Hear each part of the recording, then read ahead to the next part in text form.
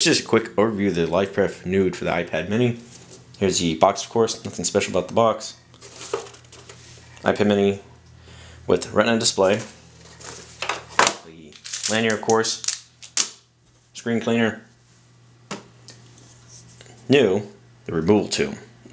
Now, with the original Lifeproof Nude for the iPad Mini, it didn't have this removal tool. In fact, it was a pain in the butt to remove it with a coin because you would be damaging it, and after you do it so many times, it just renders the case worthless, basically. And also, with this removal tool, you take this off. Now, I had this in the original one, and it was a pain in the butt to remove. I mean, it was just, ugh. Of course, now, you simply put it in here, turn it sideways, done. Simple. And of course,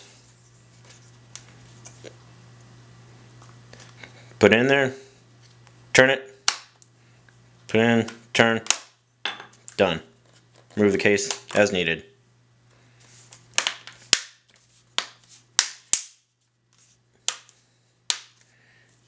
And I don't know if you can see from here, but barely any damage. I've opened this thing like 10-15 times already. Hardly any damage whatsoever. So whatever engineer over at Lifeproof made this, thank you. Of course, the case itself, different is the microphone in the back is now usable. When I did some recording tests with the original Lifeproof Nude, everything went through here. So whatever uses this, great.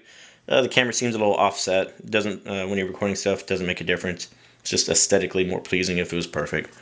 One thing I do have, I don't know if it's just mine, I haven't got a replacement yet. This right here, the mute / screen lock. It works no problem turning everything on. Works great. But when you try to turn it off, it gets stuck halfway. And I've opened it, taken out, replaced my iPad in there. I've put pieces of paper and random things trying to get it working. The only way I learned to get it to work is you squeeze really hard, then it works. But when you try to do it,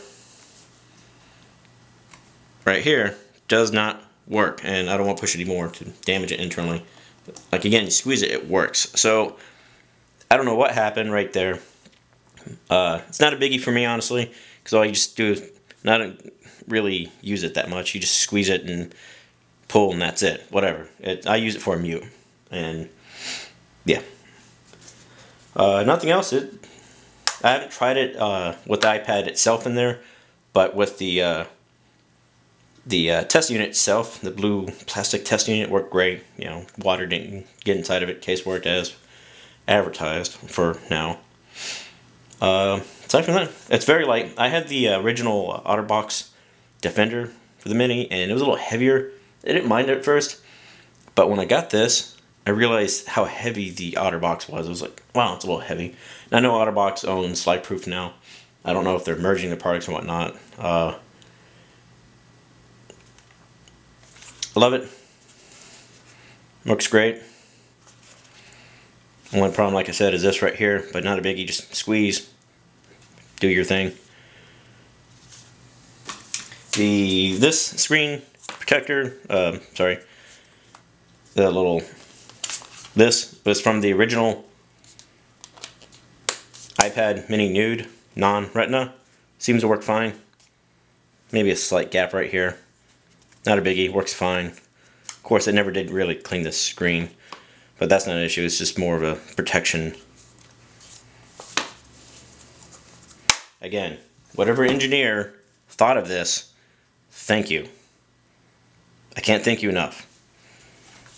They should have done this with the original. In any other cases, wham, bam. Thank you, Lifeproof.